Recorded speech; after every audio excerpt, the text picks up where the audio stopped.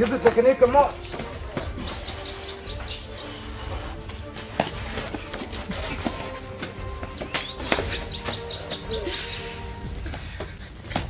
Use the technique more.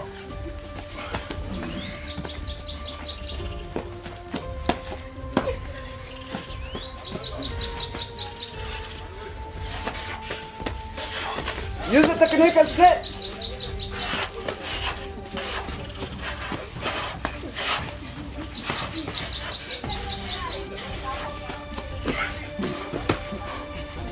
Use the technique and float.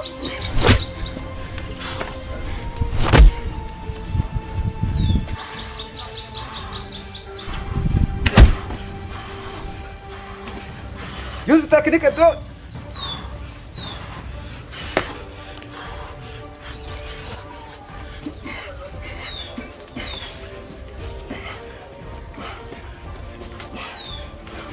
Use the technique and snap.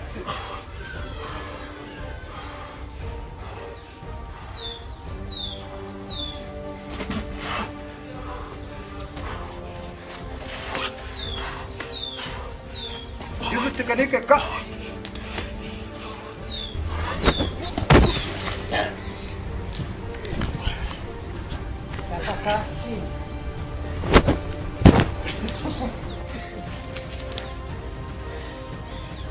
Man, I have a mission.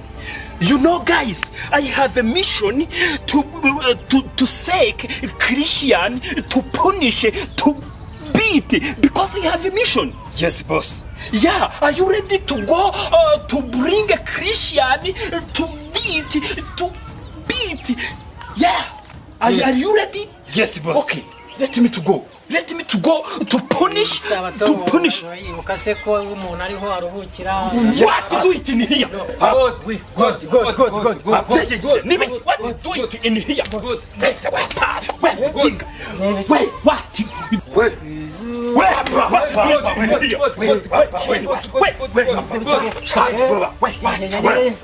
Anyway, you are Christian. Wait. Do you believe God? Do you believe evil? No. Do you believe demons? No. I bet you. Do you believe demons? No. Wait me here. I kill you. Let me go there. I come back again. I beat you. I kill you. No. Kill you. No. I kill you. Let me.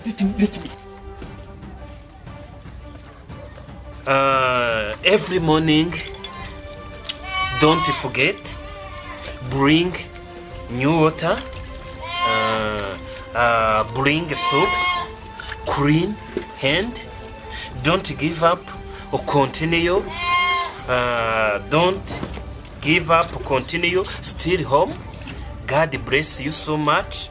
Wow, every time, every day, every night, clean your hand.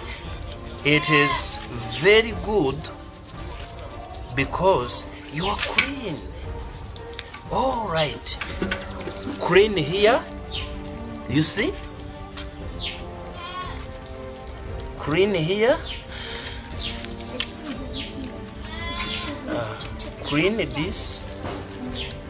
Very good. God bless you because every night, every day, every morning, every night, you are clean. Wow! God bless you so much.